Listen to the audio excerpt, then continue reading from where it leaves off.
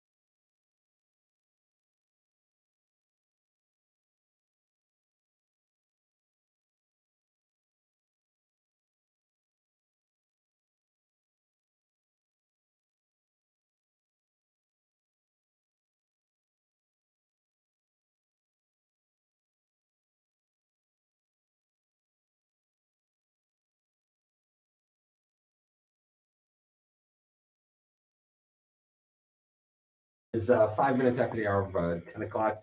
Impromptu visit this morning. Remember, probably Melissa Gumbs stopping by. I think you just wanted coffee. Huh? So you just wanted coffee this morning. Yeah, that's what it was. And Patrice comes with us, candidate for Parliament, guys. Both of the Party for Progress. Yes. Party for Progress, the PFP.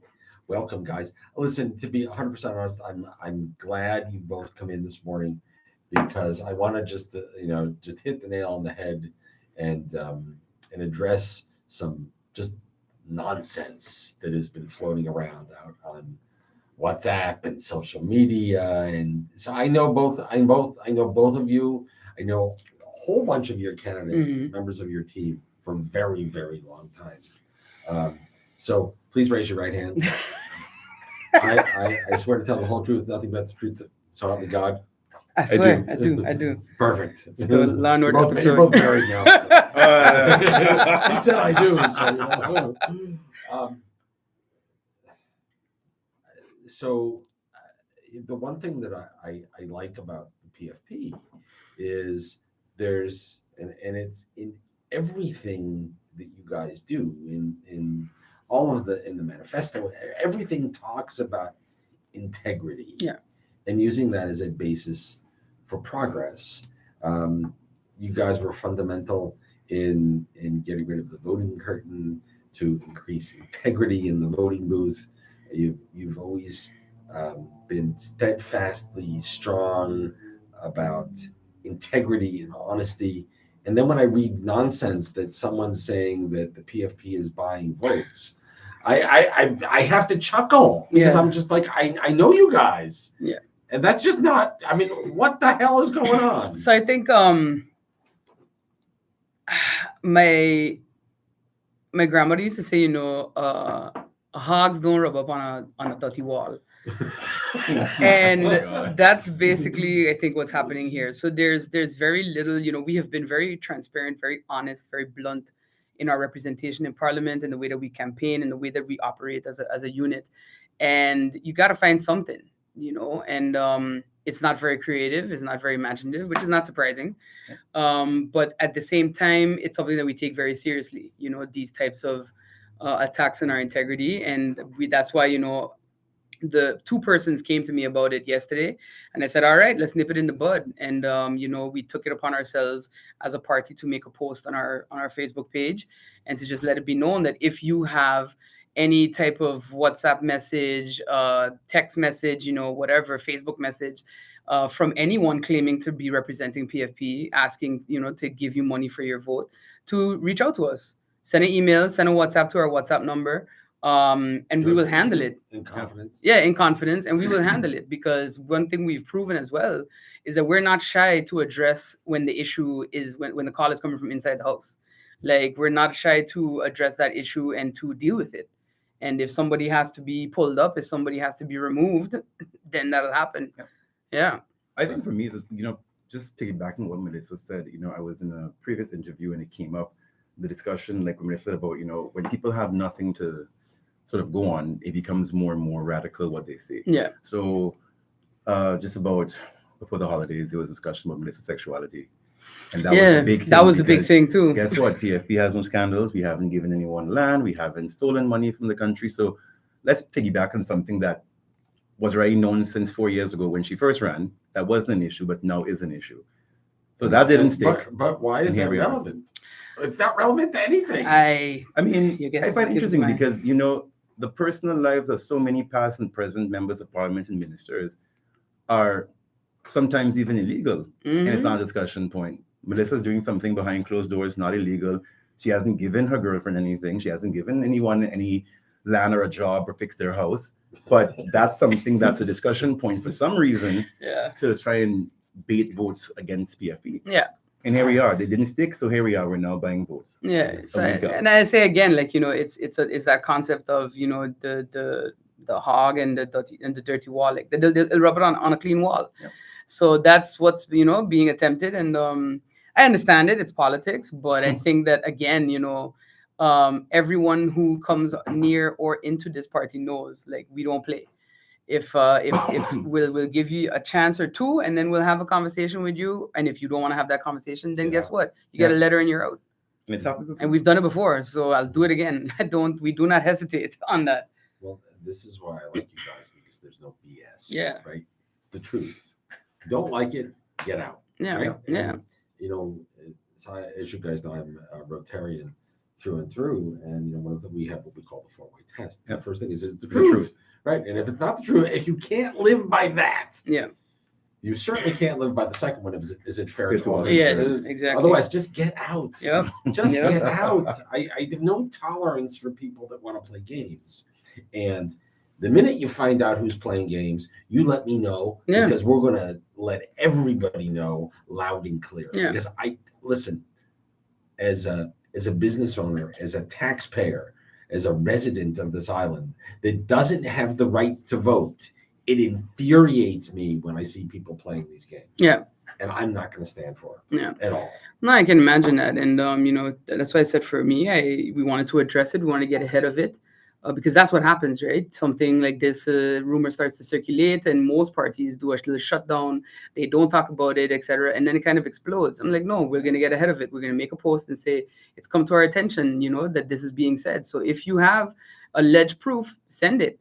And, the interesting thing is, I also say, it's easy to fake WhatsApp conversations. It's not that difficult for me to get a phone, get your picture off of social media, and start texting someone as though I'm you. But I think too, people need to pay attention to how do people talk.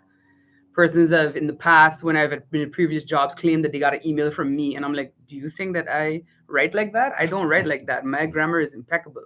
So it's also those types of things that I urge people to look at and to consider when you're claiming that you have this proof of whatever. But again, if anyone out there says that they have it, send it, and we will deal with it. I'll even throw this on the table. You want to send it to an impartial third party, you can send it to me here at Island 92, and I will strip off who sent it to me and send it to you. Yeah. Sock at island92.com, SOC at island92.com, if you'd like to, because this is just nonsense. Yeah. But it's part of the part of the game, part of the political game. Yeah. Not But shocking at but all. no, but let's take it up a level, right? Mhm. Let's take, let's improve the quality of what we're doing, and this kind of ridiculousness should not be part of politics. Yeah, but you'd have to have people willing to improve. Yeah, but I think if you look at how this political campaign season has gone, this is probably one of the lowest I've seen in my lifetime. Mhm. And what persons older than me have said, this is kind of what it looked like back in the 60s and 70s. Very tribal, very personal. We've seen people rip posters down. We've had our posters ripped down. Yep. We've seen members. Some By people the way, have. I need a Ludi poster. I need a Ludi poster. Well, yeah, I think we're all. I think we- I posters think- at this I point. think- I need- We are so I need- out of posters. I need a Ludi poster. We might be out of them, but we'll Yeah. see. We'll check. We'll Okay. check. But yeah, what's Don't been tell going her. Though. on? Don't tell her. What's been going on is that politics, because it's become so much that PFP is so different than what is out there, you start getting this very personal attack, and it's happened before. I mean, I'm now 34. I've seen a couple of elections, but never this personal, never where people are making videos of people's personal lives, Yeah. insinuations. I think we've reached a new level where we have to be careful because we're about to sort of step over an edge we can't get back from. And you don't want to sort of create a situation where St. Martin has always been known as a friendly island. People can be from political parties and, we buy soup from each other, we buy our food, we like hang out. You don't want to start creating in this kind of atmosphere in Smartland, that kind of politics where you cannot be cordial. And I think what we've always spoken about, and I think we said it to even Melissa in her video, it's about really respect for each other as human beings. And that's lost completely. And you're seeing it more and more. Yeah, sad but true. Mhm. It's very sad but true. Let me do this. It is 10:15. I want to take a quick commercial break, come back, and then let's talk about a few issues. Yep. I have a few that are near and dear to my heart, and to a certain degree, I think they all head to one ministry. Now then.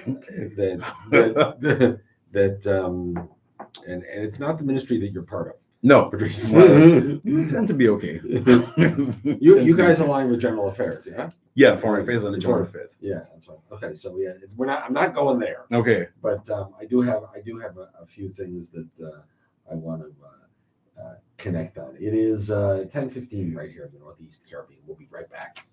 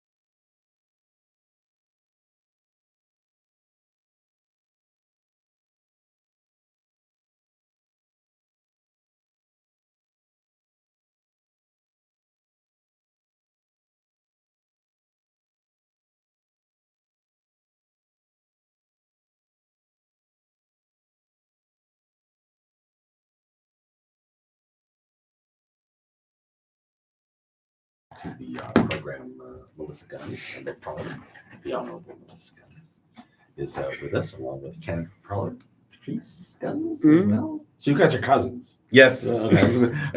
It's fun. When I was introducing you, I went, wait, I got somebody's, maybe I had somebody's You only last just name. realized this today. I just never clicked.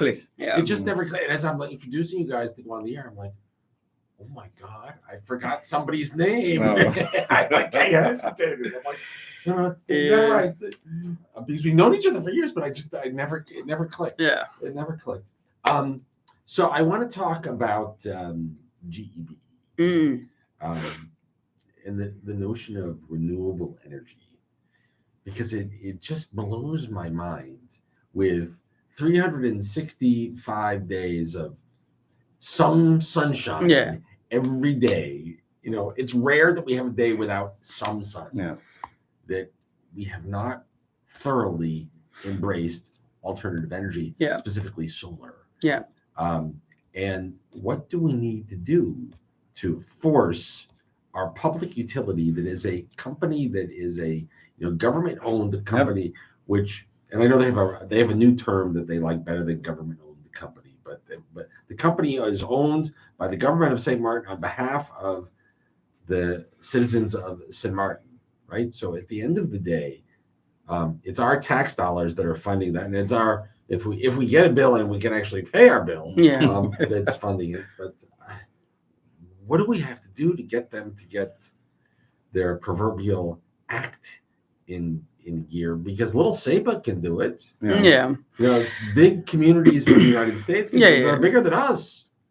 What do we have to do to get this rolling? I think, we talk about this a lot in our manifesto, which is still available online. We also still have printed copies at our headquarters in Cold Bay. And also, if you see any of us on the road, I'm sure we have at least half a stack in the car, so you can stop us and take at all times. At all times, you can stop us and grab one. And I know that, we're usually canvassing in different neighborhoods, so you can grab a copy there too.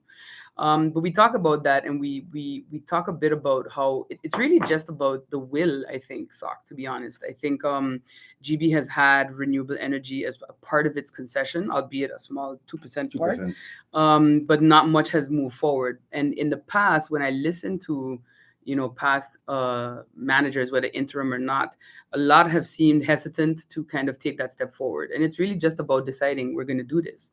But I also think that type of vision has to be set by, leadership in government that then also works as much as they can with the supervisory board to have these things actually happen. And I know that that's not a tangible, it's not something that people can hold on to, but it really is that simple and silly, actually. I think, for example, there was a big announcement about 2 years ago about grid market, and that they were going to help us, redefine our energy policy, transform it, etc. And now through the grapevines, you keep hearing that there's conflict, in the sense of, like, some may still want to head to this this LNG solution, and others may want to do this or XYZ. And it's just about finding, like, this is the vision, guys. Everybody got to get on board, and this is how we're going to move forward. Nobody ever wants to say that, because everyone wants to, I guess, feel like their input is valued. So I don't know. Yeah, I mean, working in government, I can tell you, a lot of what the challenges are is that everyone works in silos and everyone does their own thing.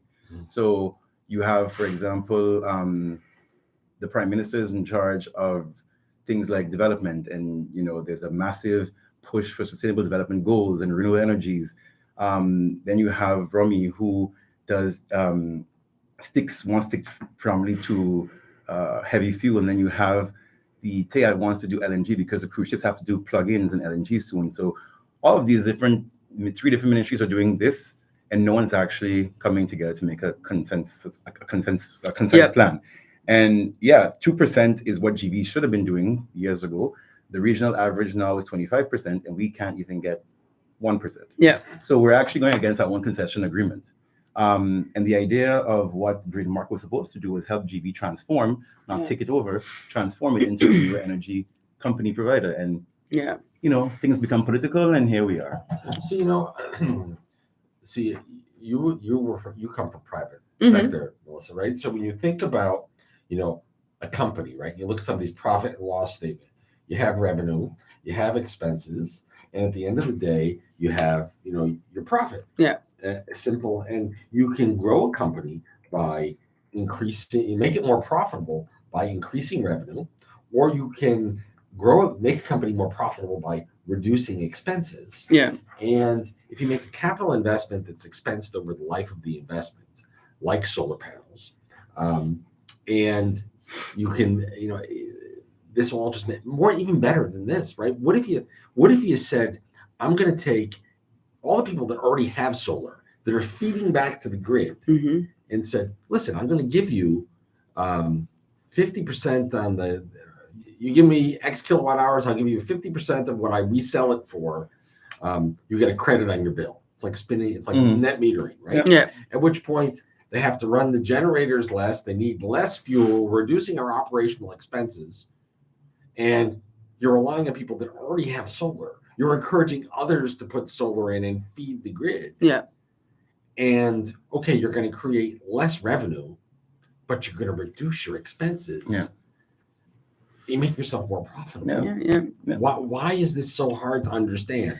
Who has their head in the sand? That's what I want to know. Again, I think it's like what Patrice said, is just that everyone has their own idea, and it's tough to, get people on board with one particular vision. That's why I think we made it a point this time around to include at the back of our manifesto what we would consider deal breakers, and also to push. What do you mean? Yeah, so in the event that after the chips have fallen, that we're going to be invited to the coalition talk dance, there are some deal breakers there. They mostly focus on building integrity in ministerial cabinets, and it also talks about establishing the national decree containing general measures for tendering to regulate how government tenders, because right now it's literally, if you're a minister and you feel like it's XYZ and he's a minister and he feels like it's ABC, that's how it goes. But that's public money. You can't do this in the wind business with public money. So to regulate that. And then the third thing is also to focus on sustainable, spatial development and planning. And that will encompass addressing all of these things from an infrastructural perspective. Can we handle all the development that's happening? How do we move forward with GB? We mentioned in our manifesto that there needs to be a focus on a smart energy marketplace, that to move forward to something like net metering, for example. But it literally it requires people willing to take that first step together. Forward, not that I'm stepping forward and you're stepping to the right and then you're stepping left and then someone else stays completely put. And I think that's the biggest issue that has faced us is you create these little silos and then everybody just kind of does whatever they want. Yeah. And I think for us too, the cost of energy is, and your GB bills is a big contributor to why people can't afford to live in Samantha. Yeah. One of the things one of the things we're championing as a party, the whole idea of the cost of living and looking at it more holistically.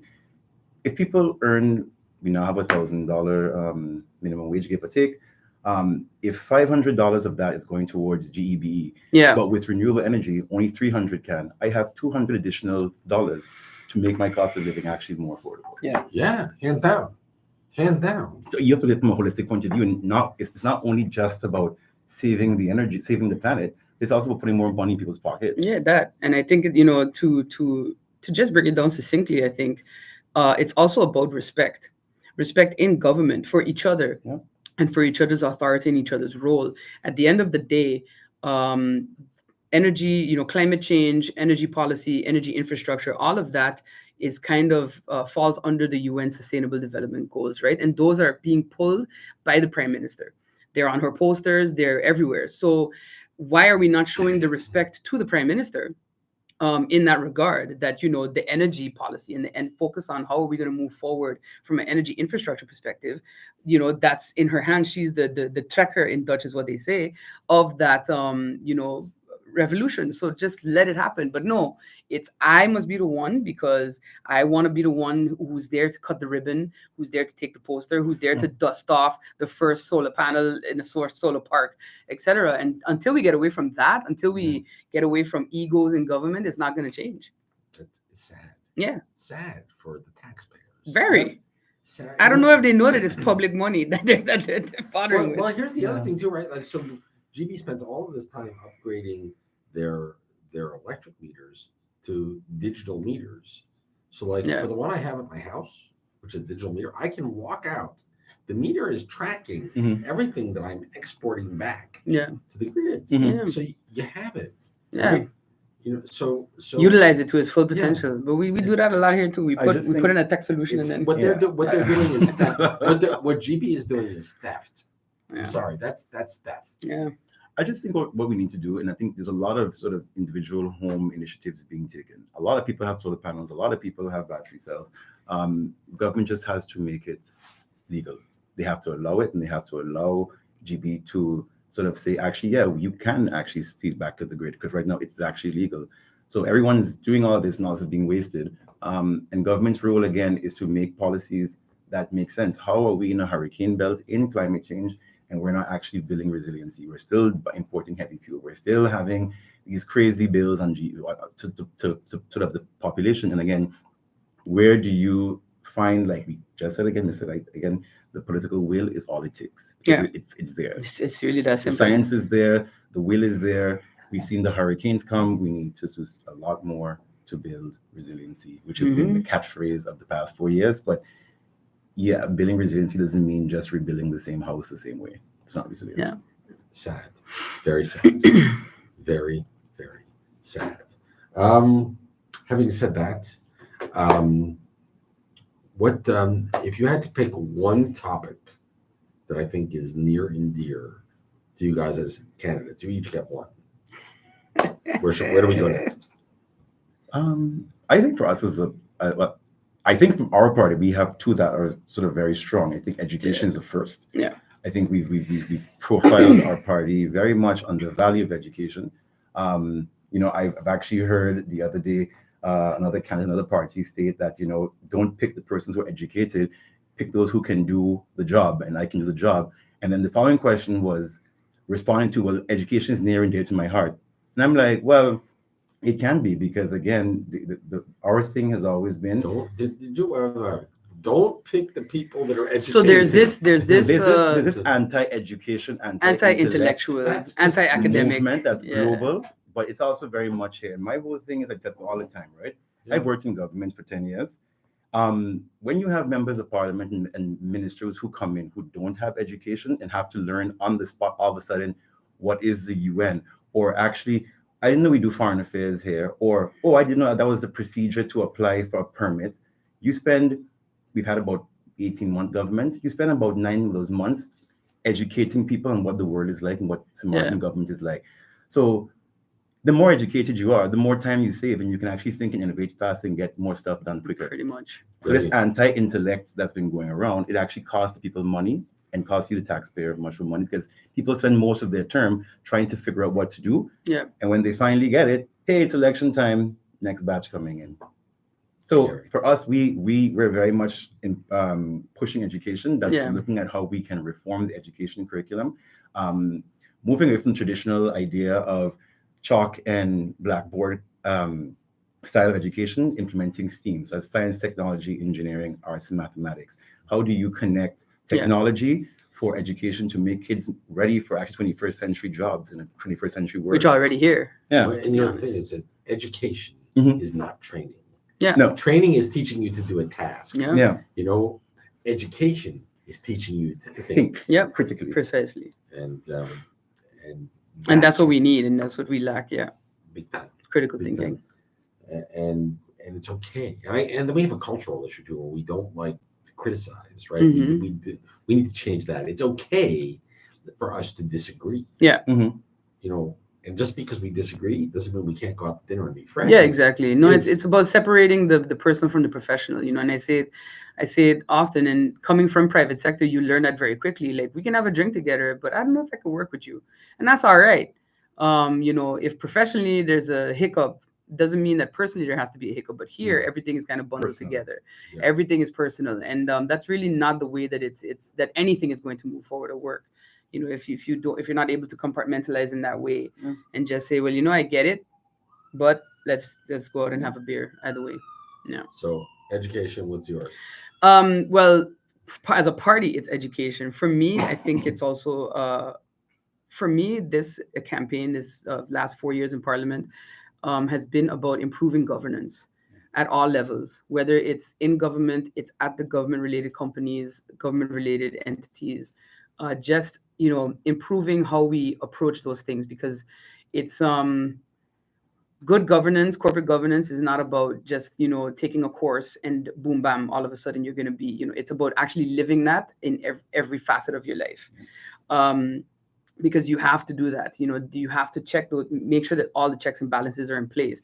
We struggle here with persons that are having an opinion on the governance at a government related entity, but also not wanting, for example, certain regulations and rules when it comes to anti-money laundering or anti-corruption or anti-theft, etc. Those things cannot coincide together. If you want to be a country, you want to call yourself a country, this is what is going to need to be adhered to. These are the things that you're going to have to know. So I think for me it's education, but not formal education in that sense. Also teaching people to expand their area of thought and their knowledge base. Read different things, read different books, question the things that you do read, and and then read again, because it's a world. I use the term world readiness that we lack a lot, I think, and we saw it when the trust fund was put in place, because all of a sudden you had the World Bank, which many people didn't even understand what that was. I knew what it was. Patrice knew what it was. Most of us knew what it was, but you have an entity like that. We don't know anything about terms of references that are really detailed and technical. We don't know about procurement procedures that are not just, oh, you got a truck? Okay, well, just send in the documents and then, we're going to check it over and we don't know anything beyond that. Right. And that's the reality. Everyone else around us knows. Yep. And so when I hear people talk about, well, we need to become, like Patrice said, more resilient, we need to step into our autonomy. Those are the ways you do that, not by pretending that your way is the way of the world. Yeah. And I think on these 16 square miles, we very much believe that because we have a 5-page terms of reference for something as intricate as, a research project on how can we best facilitate students returning home. No, that's not how it goes. A World Bank terms of reference starts at 30 pages and that's short. Yeah. And I think, and the thing is, I think people like to always, PFP is a party that they're not in touch. And I'm like, let me tell you something, right? When you go working in foreign affairs and you speak to other countries and their leaders and their technocrats, and they tell you, this is what the world is like. Everyone is doing this. St. Kitts and Nevis, who's right across the water as an independent state, this is what they do. So if you want to go independent, which sort of has been the mantra in the last 4 years of this governance, you better learn the World Bank and you better get in touch with how the world works. Yeah. And I think this idea of, good governance being this elitist PFP thing, good governance affects your credit rating. Yeah. Honesty. Yeah. It impacts the loan you take. It impacts how much people have to pay next generation to pay back loans. And, we don't see it because, again, we've been covered and protected by being in the Kingdom of the Netherlands. But the real world operates like this. We kind of have to get on board if we really want to make St. Martin what we claim it is, which is sort of this Jew of the Caribbean, this hub, this tourism and Mecca. You have to play the game of the world. Yeah. And we're not playing it well right now. Sad but true. Yeah. Sad but true. What is do you have any idea the size of the government apparatus and how many employees the government of St. Martin has? I think on official record, I think we're looking at somewhere between 800, and but that also includes teachers as well. So that got to make the government of St. Martin the single largest employer on the it's one of the largest. Yeah. There's this notion that says small government is better. Mm-hmm. That private enterprise knows how to be more efficient and to operate better than the government. Mm-hmm. What are the thoughts about making the government smaller, letting the government focus on making sure that there's a fair playing field for all businesses to operate, but then let there be competition? Because I'm sure if GEBE had a competitor, we wouldn't be going through this nonsense.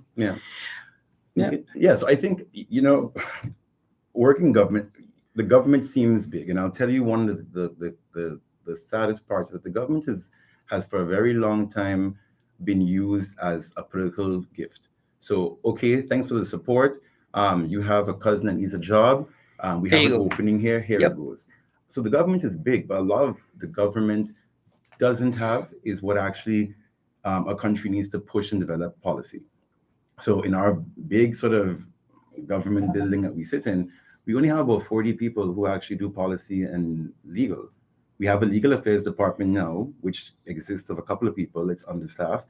We have persons who have interim positions, so they're holding both this department head. They might be the SG as well. They might be also this person's deputy. Yep. So government is big, but what we have to look at is basically how efficient is it? Because a smaller government of inefficiency is also bad. Exactly. So one of the things I think that we need to focus on for good governance is actually having the right places and positions filled. For the past 10 years, we've been having to sort of do our organizational reorganization of government, and that hasn't happened. The past 13 years of St. Martin has shown, okay, we had this sort of organogram, it doesn't really work, we need to address it. Yeah. It hasn't happened at a bigger level. I think too, for us as PFP, we've said several times, government role is supposed to be to facilitate. Government should not be necessarily involved in every single minutia of life. Yeah. It's about basically creating policies that you can facilitate what's happening in the private sector. You're supposed to facilitate and support the private sector, incentivize it. And not just private sector, sorry, but also the NGO and, Yeah. and the nonprofit sector. Yeah. Because when you look at other countries, those are the entities that actually power the country, Yeah. in a sense. It's civil organizations that are doing cleanup campaigns, etc. But here, what you see is that a civil organization, a nonprofit, an NGO does something, and I've seen it with my own eyes, being a former board member of, for example, 4C Foundation, and then all of a sudden, government takes it upon themselves to start their own project that does something similar to what the nonprofit is doing, instead of making it easier for nonprofits to operate, defining nonprofits actually in the law, which then takes a burden off of them to have to file profit tax, to have to file that's the hassles of running an NPO basically. And I've lived in both worlds. So I've had a nonprofit in the Netherlands, and then I've been on the board of one here. In the Netherlands, I think we incorporated. We said every year we maybe just had to send a letter, and then that was it. We're still not making profit, guys. But here you have to go through this tedious process of filing your taxes, and you have to pay people to do that. Sometimes you'll find someone who's willing to do it, pro bono. But those little things hamper the existence and the functioning of that sector. We could spend the whole day Yeah. talking about the tax office. Yeah. That's a whole other discussion. That's a whole nother discussion. Yeah. But that's basically how I think, on what Patrice said about government as facilitator, that is what it's really meant to do. But what you end up having is, well, I don't know, you need good managers in government. But because you have people that either don't know how to manage or are more interested in the vote in another 4 years, that is where their focus is, and it's very myopic to focus on that. And so if this NPO is doing this, then I got to take that project and put it in my ministry. Exactly. You barely have people to do the actual work of the ministry. Why are you tasking them with a project that has nothing to do with their actual job description? Yeah. And that's really where the issue pops up.